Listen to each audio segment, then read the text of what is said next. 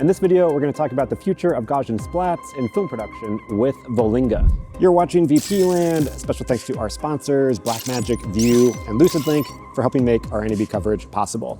And now, back to the video. All right, so first off, tell me, what are Gaussian Splats? Wow, that's a really good question. Well, Gaussian Splats, I always like to say that it's like the next generation of world capture or reality capture. So different from what you will do with photogrammetry, where you will try to just throw a bunch of polygons to match the reality. You're doing this with a new primitive, it's called Gaussians. And the good thing, or the way I like to see, is that polygons were designed to model and for 3D artists to model from scratch the wall. Gaussian Splats are thought or are designed to just capture the wall and the reality cities. So they have a lot of cool things, like you can capture during nights, you can capture reflections, you can capture translucency. Yeah, it's a really exciting technology. Now, and so where does Volinga come into play, and how does Volinga work with Gaussian Splats? So we have been doing a lot of work, basically since the very beginning. Before Gaussian Splats, there was a thing called NERF, then it's evolved into Gaussian Splats. Our main goal is to make this technology accessible for the media entertainment industry in both ways, technically and also, let's say, allowing people to build their own workflows. So we have two softwares out there at the moment. One of them is our plugin for Unreal Engine. We are very focused on virtual production. We are proud to be the first one to ever integrate radiance fields on Unreal Engine, and right now our plugin is the one that supports the most features and is easy to use into Unreal Engine. And the other software is the one that we have just released this week, which is Volinga Suite, which is basically a suite to create your Gaussian Splats, since just feeding your captures there and getting the Gaussian Splat, also combining all of them. So we are giving this tool to the community and to the media industry. And our goal is to make this new technology accessible and usable in production. When we're talking about Gaussian Splats in production, what are some of the limitations with the technology as it is right now? Until now, there were some limitations regarding high dynamic range and color. Right now, with the latest release, we have solved it. We do support ACES workflows right now. So you have ACES color management in the Gaussian Splats? Exactly. Okay. Exactly. So also HDR, all from the very beginning to the creation until the rendering in Unreal. This is not easy to do also from a user perspective. Color never is. But besides that, the main limitations at the moment people are trying to solve are basically dynamism, so making the Gaussian Splats move. We have, so for example, let's say you have a forest on the background. There is no way or no easy way right now to make it move if you have some wind. Like the leaves on the trees. Exactly. Yeah. So that's one of the limitations at the moment. Edition, so there are some tools for editing at the moment. They are a bit limited, and when you want to, change your Gaussian Splats, move things around. So they are really good at capturing reality, but changing the reality, that's a limitation at the moment. And I would say also, there is still some limitations when interacting with traditional 3D. So for example, if you have a reflective surface on Gaussian Splats, it won't reflect a 3D element if you include that on for example, Unreal, or it won't cast shadows properly on the 3D elements. So there are some interactions between traditional 3D and Gaussian Splats that needs still to resolve. The capture process to create a Gaussian Splat, and also with your new update, if you want to capture Gaussian Splat that is in ACES color management, what's the capture process like? And you have to use specific cameras to track your color pipeline? So let's say to create standard Gaussian Splat, sRGB, so you can use almost any camera with the limitations of fixed lenses. Basically, you need to avoid lens distortion as much as you can, because Gaussian Splat do not handle very well with lens distortion. But besides that, having a decent camera resolution, having everything in focus, no motion blur, that should be enough. There's of course some techniques and some skills that people usually develop as they capture to get more parallax during capture. So that's like the basics. But for example, if people want to use ACES Gaussian Splats, the workflow we have enabled is using ACES 2065 standard. And how you can use Volinga Suite at the moment is you will capture your environment with whatever camera. You can use, for example, a red camera, Alexa, and you will basically, what we always suggest is to color grade your footage before training your Gaussian Splats, because you can always color grade and then on Unreal and on post, but you won't have the ability to color grade as much in Unreal as you will do, for example, in Resolve. So we always suggest to color grade before training and then exporting that into ACES 2065 standard using EXR files, open EXR files. Then you will feed that into Volinga Suite, and it will work perfectly with Unreal. You are not locked to this color space, which is AP0 in the case of ACES 2065. We use OCIO inside Unreal to convert that to whatever working color space. But we chose this color space because basically it's the broader, and it's for the same reason that you choose this color space for archives. We don't want any details to be lost in this conversion. Because Gaussian Splats, they all work on 16 bits, there is no reason to reduce bits, so we can support this color space. That will be the full process. Okay. When you're creating them, how can LiDAR come into play with accuracy? That's a really good question. So LiDAR usually, it combines very well with Gaussian Splats because Gaussian Splats, when you capture, you go through a process that's called camera registration and structure for motion, where you basically align on your cameras, know their positions, and create a point cloud. So if instead of letting the algorithm, which is usually COMAP, but you can use also reality capture or metashape, detecting those points and creating this point cloud, you give this point cloud, you are helping, in one sense you are helping the algorithm a lot, and in the other sense you are giving a true scale to the algorithm, and you are giving a lot of more details for the Gaussian Splats to start its systemization, because these points will become a Gaussian in the final representation.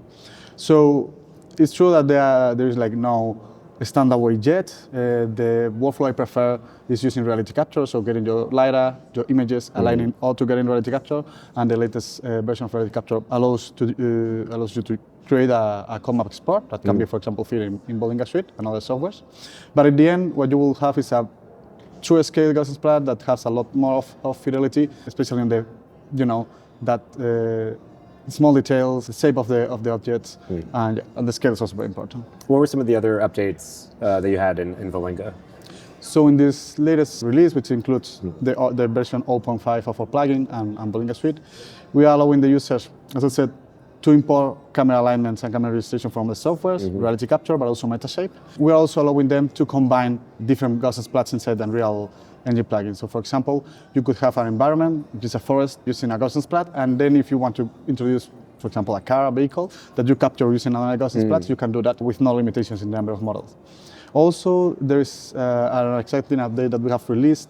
That is, before we have our own proprietary models that allow us to do some things like the ACES workflow, but we are also allowing the people to create the splats in third-party tools, using LiDAR, using their own tools, and import that in PLY format, which is kind of not standard in the industry, to import that into Unreal Engine plugin for the first time. And also, we are commercializing the Unreal Engine plugin as a separate standalone product, because we want people also to have the freedom to choose the workflow they want. We are aware that a lot of people are using our plugin, and previously they had to go through all our solution to arrive there. Now, you don't need to do that. That's basically our latest updates. And what are some of the use cases that you've been seeing of people using Gaussian Splats and Volinga? So some of them are related to typical physical sets in sitcoms, TV programs that you want to use later for retakes, behind the scenes, marketing. So like they'll scan the set, like a real life set, and then they'll have this Gaussian Splat backup. And then you can use, for example, you can bring your actors there and do some behind the scenes interviews, all that faking. Are they kind of throwing the background out of focus so it doesn't have to be super sharp? Exactly. Right? Okay. Exactly. Of course you can, because this typical serial shows that you have a lot of seasons and they are like sitcoms, etc. Having these sets and operating these sets is very expensive. So this is also another use case, or an evolution of this use case, which is capturing them and then replacing the physical sets on a 3D wall and making that so a lot cheaper. And then there are also very interesting use case in broadcast, for example. So like we were commenting before the interview, the sports, scanning, human scanning of sport, people scanning to have them on augmented reality together with the presenter. And also giving, for example, let's say there is an accident or a flood happen on some place, having a scan of this place and then basically virtually adding the water, virtually adding the elements of the accident for the news. That's also very exciting. Like let's say the street flooded here, animating a flood on a scan of the street. That's it. Okay. Do that. How long do you feel like until Gaussian Splats get to the point where it is good enough for like virtual production, like with the high fidelity that's kind of needed for And camera visual effects. I think it won't be so long. We're working in different aspects to make this happen. The thing is that I think the technology is there. We just need to connect the right people and to connect the right tools to make this happen. Because I have seen some of our clients already creating things that are really, really high quality. And actually to help this, we identify one thing, that is the capture process and the creation process that is a bottleneck now in making Gaussian Splats something that is production ready. And that's why we are releasing what we call Volinga Capture Networks, which is basically a membership or a network of members that combines Volinga and a lot of professionals in 3D capture. So we have some people from Korea, EMX, we have some people in France, we have some people in Teleporter, we have some people... So these are people who know how to capture, exactly. get everything that you need for a high quality scan. Okay. And what we are doing is providing, together with these partners, a 360 solution. So basically, let's say someone in the news needs, for example, we have Clear Angle and Prism AI on UK, and then the BBC needs to represent the same thing we did, we just say, with the flood. They can call basically this team, we provide the technology to them, they provide the expertise, and they give the final model ready to use already in an Unreal Engine plugin, very fast, with a very high quality. So that's kind of the idea behind Volinga Capture Network, basically to streamline all the pains in the capture process, and learning how to capture, and basically giving to the BP studios the final asset, similar as you will do with photogrammetry, but we are trying to put all together all this effort from these people, from these professionals and us, and give that to the community. And are they using a variety of tools, like that's it, scanners or cameras and LiDAR? Each one is that's very exciting, because working with them, you realize there is no a single solution that fits for all the cases. Each of them have developed, based on their expertise and the areas of work, different solutions. They use LiDAR, they can use drones. Some of them capture humans and have a really cool multi-camera rigs that differs from photogrammetry. They are almost all of them, they are experts in photogrammetry that has evolved into experts in 3D Gaussian splatting. And yeah, basically they have this know-how, and I think it's a really good way to make Gaussian splatting more easy to be used in production, and also bring this know-how to the end customer. Talking about Gaussian Splats, it's a form of AI. There's a lot of buzz around AI. So where do you see AI playing out, and kind of how do you see, I mean, this seems like it is a very practical use case of AI, but how do you see, like, in the next year or so, the different kind of AI methodologies and tools we have playing out in film production? From production, or from, so you mean different AIs? Different, I mean, the kind of AI use case that you're using, or just in general, like different AI tools in our workflow? It's a broad question, so however you see. It's very interesting because, well, for Gaussian Splats, for me it's AI, but AI is a broad term. Some people don't think it's AI. It's just, some people say it's machine learning. Some people, there's bright discussion. But what I think at the end of the day, AI is doing is making the job easier, making us produce faster, and deleting or removing the tedious parts of the work. So now you can create faster. You can, make concept art faster.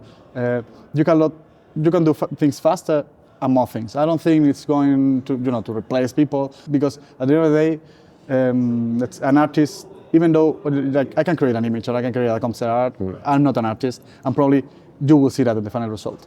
So what this set of tools is going to do is make your work easier and remove the tedious part of the work, but I don't think it's going to remove the people's jobs. And at the end of the day, bringing it down to virtual production, what I think is going to happen is that it's going to be much faster, cheaper. Probably, with the state of the industry right now, there is a need of making this more efficient, and I think AI is going to help a lot. Yeah, do you see, like, with the bulk of virtual production kind of shifting from Polygon, Unreal Engine to, like, Gaussian Splats? I hope so. So probably it's still inside Unreal Engine, and 3D and polygons are not going to disappear. They will be there. There are a lot of things that you will still do with polygons. But I think the same way right now, you could say that 2D, 2.5D is taking a lot of the virtual production. Gaussian Splat is somewhere in the middle between a really high-end, manually crafted 3D environment and a 2.5D. So I think that's the sweet spot. That probably in a couple of years we're going to hit there, and people will forget about 2.5D, will forget about plates, and they will use Gaussian Splats for everything. And maybe for some specific, when you want to flex out your team and your technical capabilities, you will do an awesome 3D environment handcrafted. But I think the bulk of them will happen on Gaussian Splats. Cool. Where can people find out more about Volinga and the new network that's coming? So they can find it in our webpage, volinga.ai, on our LinkedIn also, volinga.ai. We are releasing some more information there, a blog post, and of course we're always happy to include more people, more professionals that want to join this network. And if someone is interested in hiring or getting in contact with professionals within the network, happy to contact us, and we will connect the dots. Cool, great, appreciate it. Thanks so much. Thank you very much. That was awesome. And that is it for this video. Thanks again to our sponsors for helping make our NAB coverage possible. And for more of our NAB videos, be sure to check out the playlist right here. Thanks for watching. I'll catch you in the next episode.